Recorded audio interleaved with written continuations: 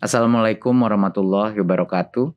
Salam sejahtera bagi kita semua. Om Swastiastu, Namo Buddhaya, Salam Kebajikan, Rahayu. Ini Mas Menteri Nadiem Anwar Makarim. Hari ini merupakan hari yang sangat istimewa.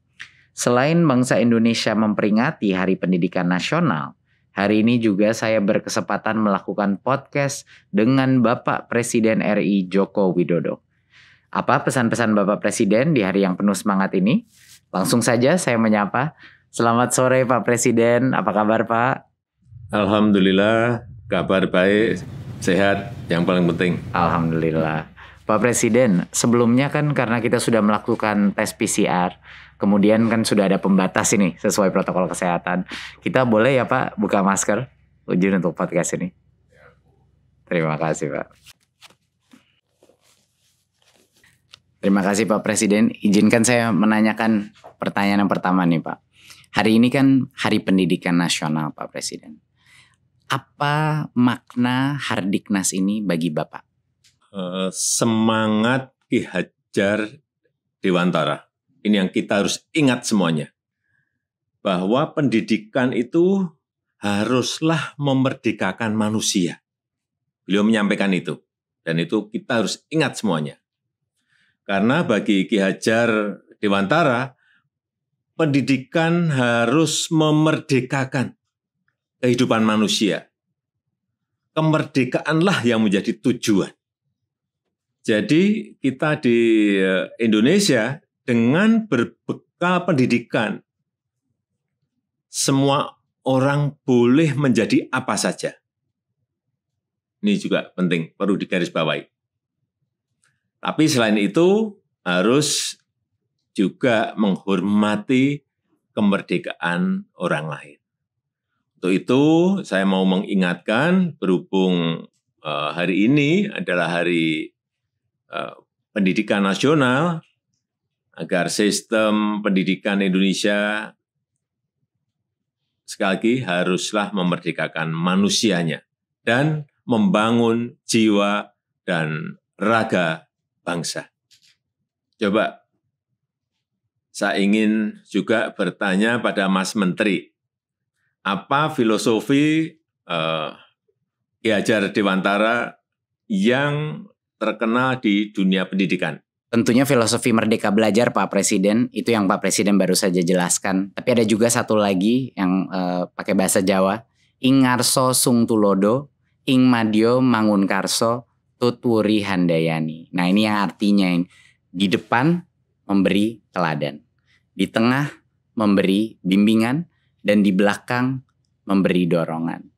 Jadi sebenarnya esensi dari ini adalah jiwa kepemimpinan dari pendidik itu luar biasa pentingnya. Konsep gotong royong yang sudah kita buahkan dalam profil pelajar Pancasila itu sebenarnya arah Merdeka Belajar Pak Presiden. Jadi tadi apa? Ing ngarso sung tulodo, ing madyo mangun karso, tutwuri handayani. Ya. Saya kira semua kita harus ingat mengenai ini. Betul, betul. Jadi bisa kita gunakan sebagai analogi sekolah Pak. Sekolah-sekolah di depan yang sudah lebih maju, sekolah-sekolah penggerak misalnya, mereka yang memimpin dan melihat menjadi teladan. Sekolah-sekolah di tengah, mereka membimbing kelasnya mereka, melakukan transformasi di dalam. Dan sekolah-sekolah yang mungkin masih di belakang, itu diberikan dorongan dan mereka harus meminta ke dinas, ke pemerintah untuk bantu mengupgrade saya. Jadi itu salah satu filsafat gotong royong, tapi ekosistemnya Pak yang dikuatkan. Jadi menurut saya itu yang terpenting. Tapi menurut saya Pak Presiden, saya sangat setuju sama Pak Presiden bahwa kemerdekaan berpikir, kemerdekaan berkarya, kemerdekaan bertanya, pertanyaan-pertanyaan sulit, itu yang impian kami ya Pak untuk di kelas-kelas kita, sehingga anak-anak ini bisa merdeka dalam menjadi apapun yang sesuai dengan minat dan bakat mereka, gitu Pak. Sekarang kita dalam situasi pandemi nih Pak Presiden. Apa yang menurut Pak Presiden menjadi tantangan dalam mewujudkan pendidikan yang memerdekakan itu? Ya ini kalau kita gunakan cara-cara lama, ya pendidikan tidak bisa jalan di era pandemi ini, nggak akan bisa. Perlu cara-cara baru. digital, hybrid ini, dan kita harus cepat adaptasi, harus adaptif, kreatif, dan ada inovasi-inovasi terus. Situasi pandemi seperti saat ini tidak hanya dihadapi oleh Indonesia saja. Semua negara mengalami, lebih dari 215 negara mengalami. Dan pandemi ini mengubah secara drastis kehidupan kita. Dan untuk memutus penyebaran COVID, kita juga sudah memutuskan untuk pembelajaran jarak jauh, pembelajaran yang dilakukan secara daring. Dan tantangannya adalah bagaimana memastikan pembelajaran dapat tersampaikan dengan baik, terutama untuk yang pendidikan dasar. Dan ini guru-guru dituntut betul-betul untuk kreatif dan inovatif. Dan kondisi pandemi ini harus juga kita manfaatkan untuk mengevaluasi, mengkoreksi total dunia pendidikan kita. Pandemi juga jangan menjadi penghalang untuk mencapai kemajuan. Dan saya sangat berharap cita-cita untuk mencapai SDM unggul itu tidak berhenti, agar pendidikan yang berkualitas bagi seluruh rakyat Indonesia ini benar-benar dirasakan oleh rakyat kita, dari Sabang sampai Merauke, dari Miangas sampai Pulau Rote, semuanya merasakan. Sebenarnya banyak sekali Pak Presiden hal-hal yang sebelumnya intuisi kita sudah merasakan perlu ada perubahan di pendidikan, tapi karena pandemi ini itu menjadi jauh lebih jelas. Kesenjangan digital, akses internet yang tidak merata, ya kan, akses guru berkualitas yang tidak merata, penganggaran kita yang mungkin tidak memprioritaskan daerah-daerah 3T, Pak, itu semuanya ketahuan semuanya. Ketahuan semuanya, kelihatan semuanya karena pandemi ini. Betul. Dan ini menjadi koreksi kita dan menjadi bahan evaluasi kita untuk kita perbaiki. Betul, Pak Presiden. Dan kita juga udah melihat, Pak Presiden, belum pernah kita melihat jumlah guru yang hari ini terpaksa untuk mempelajari berbagai macam platform pendidikan. Itu kalau tidak ada pandemi nggak mungkin, Pak, bisa 10 tahun kita mencapai itu. Tapi karena pandemi, jumlah guru dan orang tua yang belajar teknologi, Pak, luar biasa. Dan mereka sekarang mengakses seminar-seminar online kita, partisipasinya semuanya memecahkan rekor-rekor. Jadi luar biasa semangat guru di masa pandemi ini. Dan sekarang kita sudah masuk dalam tahap vaksinasi. Nah, Pak Presiden telah memperjuangkan untuk guru dan tenaga pendidikan itu menjadi salah satu prioritas untuk vaksinasi, Pak. Tapi apa saja menurut Pak Presiden mengenai vaksinasi ini agar kemajuan pendidikan ini tidak terhalang? Apa menurut Bapak? Vaksinasi ini harus. Karena kita harus mencapai herd immunity, kekebalan komunal. Jadi kekebalan komunal juga harus. Karena kita punya target, ada target pendidikan yang perlu dari offline ke hybrid. Waktu itu Mas Menteri mendampingi saya toh. Iya, Pak. Ya, pemerintah sudah memulai vaksinasi bagi tenaga pendidik dan kependidikan. Ini agar apa? Agar para pengajar ini terlindungi dan juga anak-anak kita bisa terlindungi dan anak-anak kita juga bisa segera sekolah tatap muka tapi terbatas, muka terbatas. Harapan saya ini seluruh tenaga pendidik, tenaga kependidikan dapat segera divaksinasi karena saya telah menyampaikan ke Menteri Kesehatan beri prioritas. Dan dengan segala daya dan upaya kita ingin segera mengembalikan anak-anak kita ke sekolah, tapi juga dengan catatan harus aman dari COVID. Kita bisa segera mengejar ketertinggalan yang disebabkan oleh pandemi. Jadi kalau nanti sudah mulai tatap muka terbatas, betul-betul secara ketat harus menjalankan protokol kesehatan. Betul. Kemudian kita evaluasi setiap wilayah seperti apa. Dan setelah itu kita akan memutuskan lagi kebijakan ke depannya akan seperti apa. Gimana kira-kira? Dari saya, kalau menurut saya itu adalah hal yang terbaik Pak. Karena sekarang banyak sekali orang tua tidak diberikan opsi untuk tatap muka. Jadi menurut saya sudah sangat baik kebijakan bahwa kalau guru-gurunya itu sudah divaksin, sekolah itu wajib membuka opsi tatap muka Pak. Tetapi orang tua tidak wajib mengirimkan anaknya ke sekolah kalau orang tuanya tidak nyaman. Jadi kuncinya dua seperti yang Pak Presiden bilang. Pertama, tatap muka terbatas, ini bukan kayak sekolah normal ya Pak. Nggak ada ekskul, nggak ada apa, kapasitasnya cuma 50%, harus rotasi. Dan yang kedua adalah haknya ujung-ujungnya itu ada di orang tua.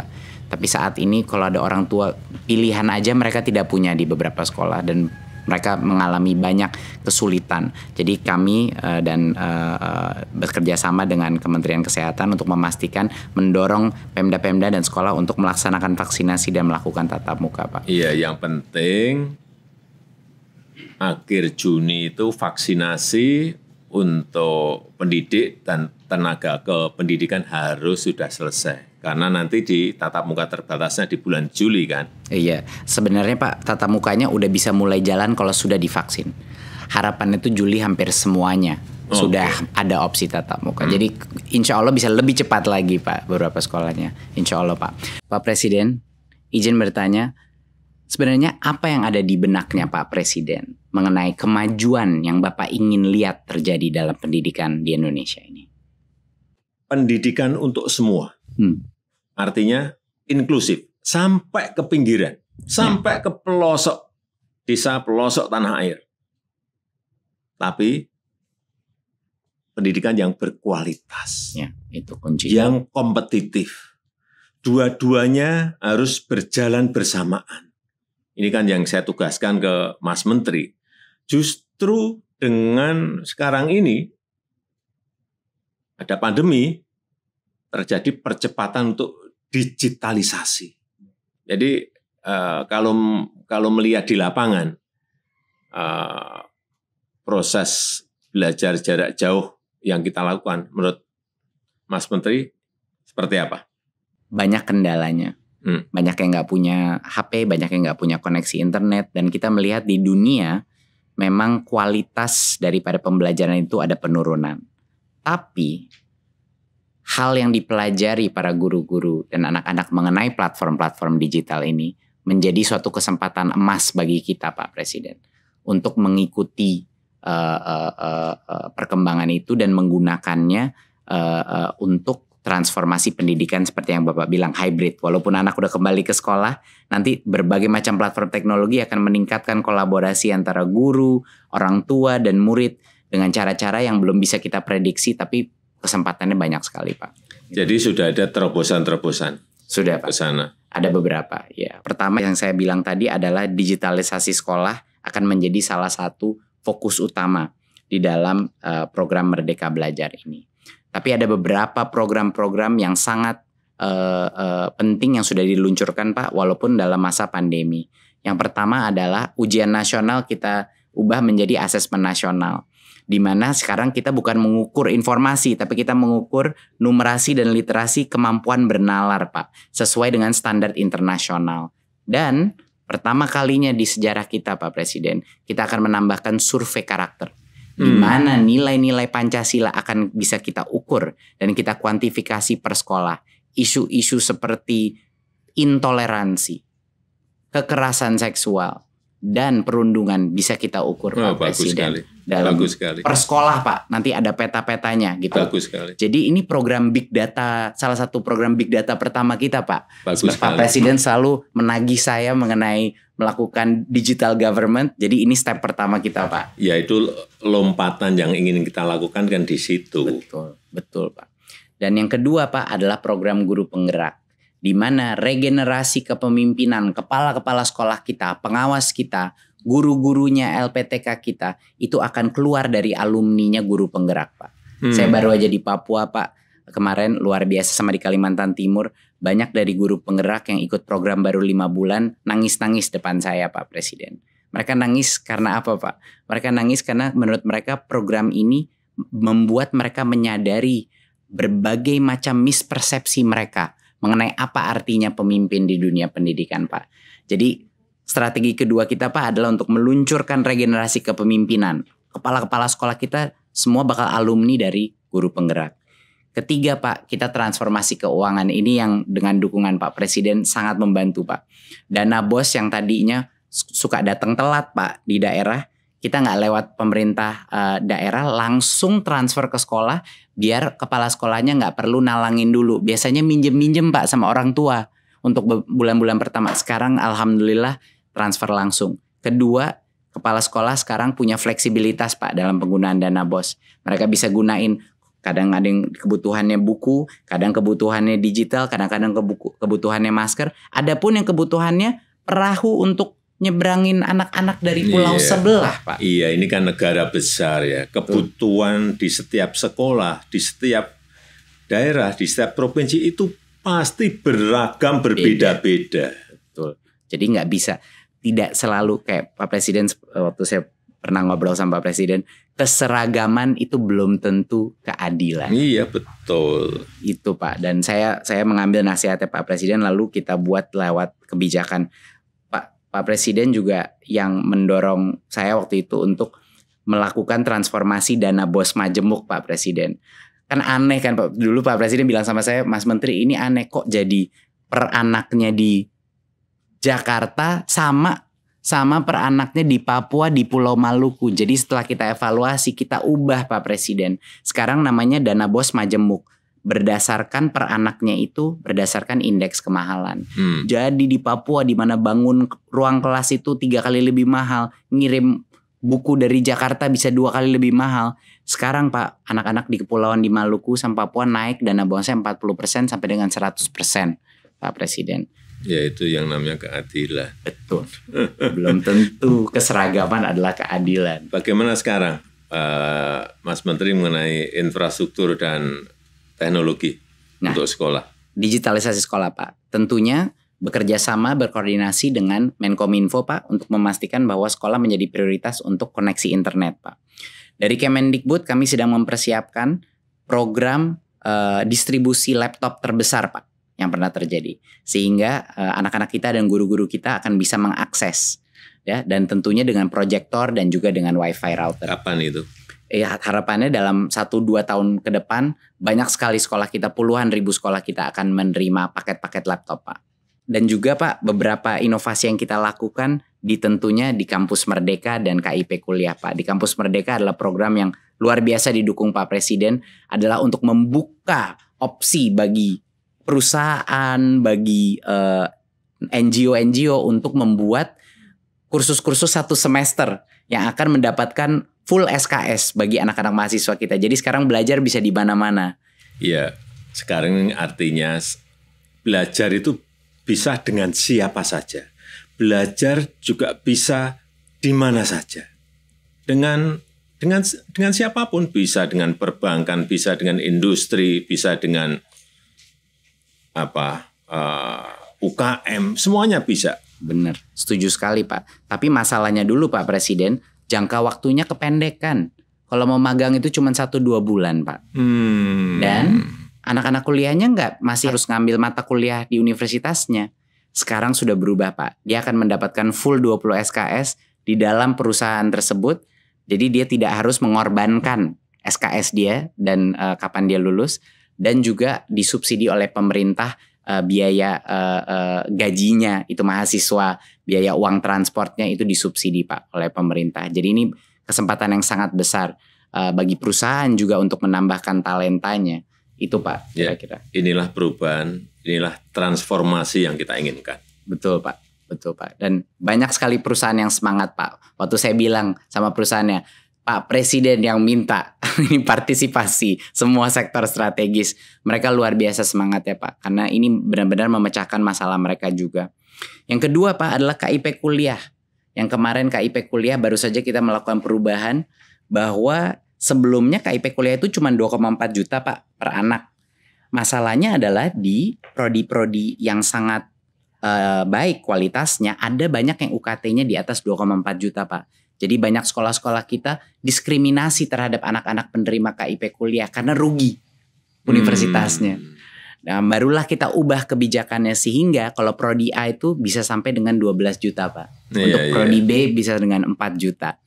Jadi ya ini persis sama seperti yang Pak Presiden bilang tadi, kesetaraan belum tentu keadilan. Iya, betul. Sehingga sekarang anak-anak dari Papua atau dari Maluku yang mau masuk ke dalam program yang mahal, misalnya Fakultas Kesehatan, dia bisa tanpa diskriminasi dari universitasnya Pak Presiden. Itu kira-kira Pak, beberapa hal yang memang sudah mendapat dukungan dari Pak Presiden. Bagus.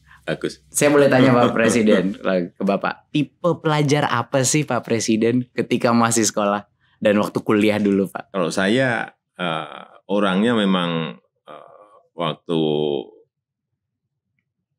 entah itu di SD, SMP, SMA, kemudian di universitas memang tidak mau kalah. Artinya gini,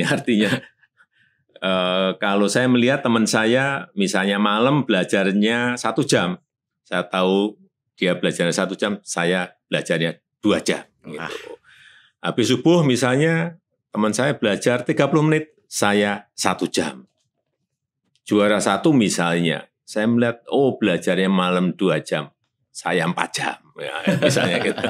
Tidak mau kalah di situ maksud saya. Waduh. Kenapa saya seperti itu? Karena dengan belajar kita bisa mewujudkan cita-cita. Tapi juga saya aktif, tapi aktif utamanya di pecinta alam. Jadi saya memang senang dan juga bisa belajar di mana saja. Belajar kan tidak hanya di kampus, tetapi di alam pun kita bisa belajar. Dan pendidikan yang kita peroleh di luar ruang kelas itu juga sama pentingnya dengan pendidikan yang kita terima di dalam kelas. Betul. Kadang lebih penting, Pak. Kadang bisa lebih penting. Bisa lebih penting, iya. Pak Presiden, ada hal khusus nggak yang dulu dilakukan Pak Jokowi ketika masih menjadi pelajar dan mahasiswa yang manfaatnya itu sangat terasa hingga saat ini ketika menjabat jadi presiden, Pak? Ada nggak yang paling relevan, Pak? Gitu. Iya, saya selalu belajar dari kesalahan. Kemudian juga tidak pernah putus asa. Dan saya senang yang namanya kompetisi. Saya pikir itu yang juga membuat saya berani memulai berwirausaha mulai dari nol sebelum menjadi pejabat publik. Kalau kita tidak berani berbuat sesuatu yang kita tahu akan baik untuk perkembangan diri, bahkan baik untuk sesama, ya, saya pikir kita tidak akan bisa maju. Dari dulu saya itu suka ingin tahu, dan semuanya ingin tahunya juga secara detail, lihat betul. Saya pengennya gitu. Saya merasakan itu Pak di meeting-meeting sama Pak Presiden waktu awal-awal. Setiap kali saya duduk Pak Presiden itu, saya kira saya akan digurui gitu Pak. Tapi ternyata Pak Presiden yang menanya begitu banyak pertanyaan dan selalu mencatat. Tapi apa Pak Presiden dari dulu memang seperti itu Pak? Selalu ingin mengetahui detail. Iya.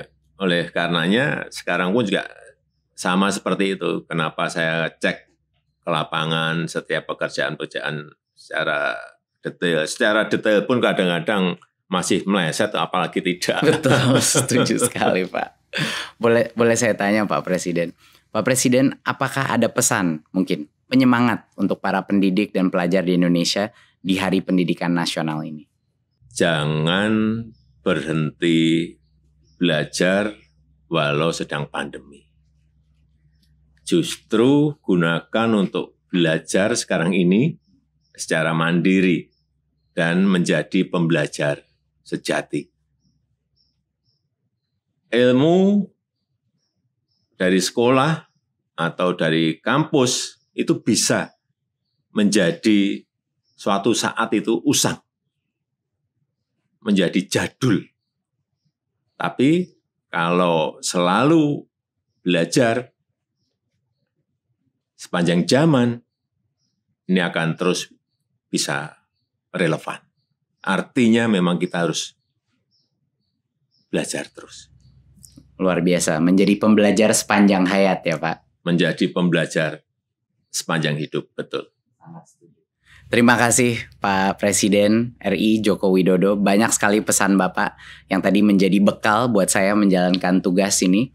Saya juga harap masyarakat juga dapat terinspirasi oleh kata-kata dan juga sejarahnya Pak Presiden. Sehat selalu Pak Presiden dan semoga lancar menjalankan ibadah di bulan suci ini. Terima kasih, amin. Terima kasih.